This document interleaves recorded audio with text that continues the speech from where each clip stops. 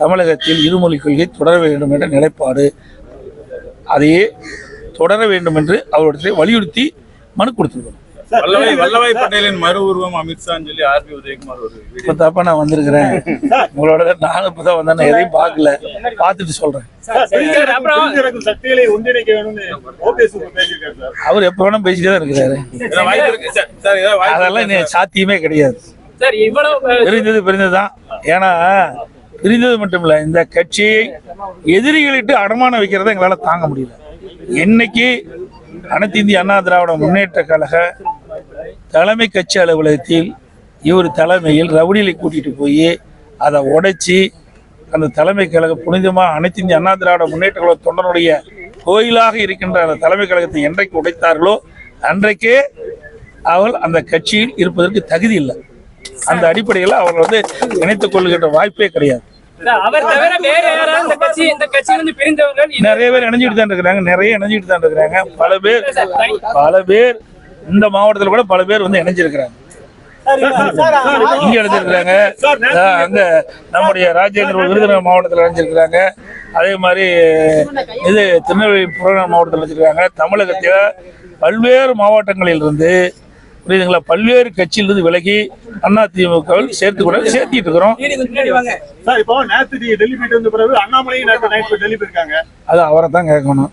நீ அவர்கிட்ட கேட்கிற கேள்வியில எங்கிட்ட கேட்டா எப்படி தெரியும்? சமீப காலமாக ஏராளமான மீனவர்கள் இலங்கை அரசால் தாக்கப்படுறாங்க. இதெல்லாம் நீங்க மத்திய அரசு வலியுறுத்தினீங்களா? நாங்க எங்களுக்கு கொடுக்கப்பட்ட நேரத்தின் அடிப்படையில் நாங்க முக்கியமான நிகழ்வுகள் இதையெல்லாம் நாங்க சுட்டி காட்டினோம். அதே மாதிரி மீனவர்கள் இன்றைக்கு நேற்றைகளை தொடர்ந்து தாக்கப்பட்டு வருகிறார்கள். அந்த மீனவர்களை காக்க வேண்டும், மீனவர்கள் எந்த விதத்திலும் பாதிக்கக்கூடாது என்று நாங்கள் ஆட்சியில் இருக்கின்ற போதும் சரி, அம்மா ஆட்சியில் இருக்கின்ற பொழுதும் சரி தொடர்ந்து வலித்து வருகின்றோம்.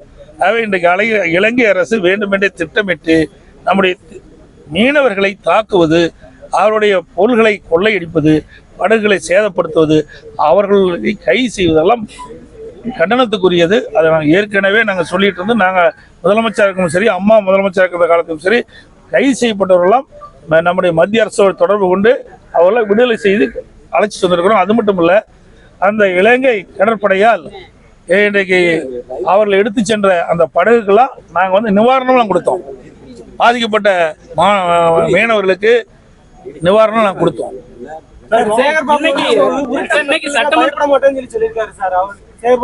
யாருக்கு உருட்ட மாட்டல? எங்க உருட்ட மாட்டல? நாங்க ஆட்சியிலே இருக்கிற உருட்ட மாட்டல. ஆட்சிக்கு வந்தா உருட்ட மாட்டல. அப்ப பதில் சொன்னா சரியா இருக்கு. நாங்க ஆட்சியிலே இருக்கிறோம், எதிர்கட்சி தாங்க இருக்கிறோம். எதிர்கட்சியிலே உருட்டல் பட்டல் இப்படி வந்து ஆளுங்கட்சியானா என்ன ஆகுறது?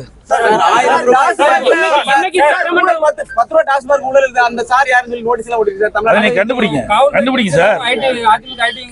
சார், யாருன்னு கண்டுபிடிங்க. அதுதான் நாங்க போட்டுருக்கிறோம். உங்க ஆட்சியில இருந்ததை விட இப்ப சட்டம் ஒழுங்கு சீராதான் இருக்குன்னு சொல்லி திமுக சொல்றாங்க. உங்க ஆட்சியில அதிகமான கொலைகள் இருந்தது. இது மனசாட்சி உள்ளபடி சொல்லுங்க. நீங்க தானே பத்திரிகையாளர். எங்களை பொறுத்த வரைக்கும் ஆளுங்கட்சி கிடையாது, நாங்க எதிர்கட்சி. ஊடகத்தில் வருகின்ற செய்தி, பத்திரிகையில் வருகின்ற செய்தியின் அடிப்படையில் தான் நாங்க கருத்தை தெரிவிக்கிறோம். அப்படின்னா உங்க பத்திரிகையில வர்ற செய்தியும் ஊடகத்துல வர்ற செய்தியும் தவறா? நீங்க தானே பத்திரிகையில போடுறீங்க, இந்தந்த இடத்துல இன்றைக்கு பாதிக்கப்பட்டிருக்கிறாங்க, இந்தந்த இடத்துல ரவுடிகள் வீதியில கத்தியோடு உலாவி வர்றாங்க, இந்தந்த இடத்துல கொலை நடக்குது, இந்தந்த இடத்துல பாலியல் வன்கொடுமைக்கு பாதிக்கப்பட்டிருக்காங்க அப்படின்ற செய்தி ஊடகத்தின் வாயிலாக, பத்திரிகையின் வாயிலாக வருது. அதன் அடிப்படையில் தான் நான் கருத்து தெரிவிச்சுட்டு இருக்கிறேன். நாங்களா இந்த கருத்து சொல்வதில்லை.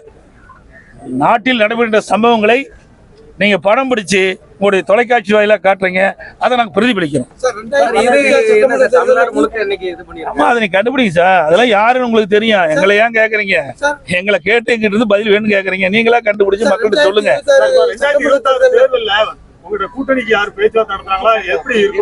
சார் 2026 நாள் எவ்வளவு நாள் இருக்குது? 11 மாத காலம் இருக்குது. 11 மாத காலத்திற்கு முன்பு எந்த செய்தி சொன்னாலும் அது நிலைக்காது. புரியுதுங்களா? அதனால கூட்டணி அமைக்கின்ற பொழுது பத்திரிகையாளர்களும் செய்தியாளர்களும் அழைத்து நிச்சயமாக தெரிவிப்போம். புரியுதுங்களா? தேர்தல் நெருங்குகின்ற பொழுது கூட்டணி பேச்சுவார்த்தை நடைபெறும், நிச்சயமாக நடைபெறும். அப்படி நடைபெறுகின்ற பொழுது உங்களுக்கு முழுமையான தகவல் கொடுக்கப்படும். சார் இவங்க திண்டுக்கல் சீனிவாசன் வந்து பாஜக அதிமுக எல்லாமே கூட்டணி வச்சிருக்காங்க சார் சார் யாரு அவருக்கு எப்படி தெரியும்? அவர் சட்டமன்றத்தில் அப்படி சொல்லியிருக்க மாட்டாங்கன்னா எனக்கு தெரியல. அவர் நாங்கள் கேட்டு தான் பார்க்கணும். அப்படியெல்லாம் இது வரைக்கும் இல்லை. அவர் ஏதோ ஒரு நீங்கள் ஏதாவது இப்போ கமெண்ட்டுக்கு பண்ணி மைக்கை போட்டு இடிக்கிறீங்களா மோஞ்சி முகத்தில்? என்ன பண்ணுறது? அவர் அப்புறம் அந்த சிந்தனையில் ஏதாவது சொல்லியிருப்பாங்க. புரியுதா அதிமுக ஒரு இணக்கமான சூழ்நிலை சார்? அதுதான் இப்போ சொன்னேன். அனைத்து இந்திய அண்ணா திராவிட முன்னேற்ற கழக கட்சியை பொறுத்த வரைக்கும் திராவிட முன்னேற்ற கழகத்தை தவிர மற்ற எந்த கட்சியும் எங்களுக்கு எதிரி அல்ல. புரியுதுங்களா? அதனால தேர்தல் நேரத்தில் யாரெல்லாம் ஒத்த கருத்துடைய கட்சிகள் எங்களோடு இணைகின்றார்களோ அவரெல்லாம் சேர்த்திங்க. பாதகம் செய்பவரை கண்டால் நாம் பயம் கொள்ளலாகாது பாப்பா. மோதி மிதித்து விடு பாப்பா, அவர் முகத்தில் உமிழ்ந்து விடு பாப்பா. அண்மை செய்திகளை உடனுக்குடன் தெரிந்து கொள்ள இணைந்திருங்கள் எம் நாடு தொலைக்காட்சியுடன்.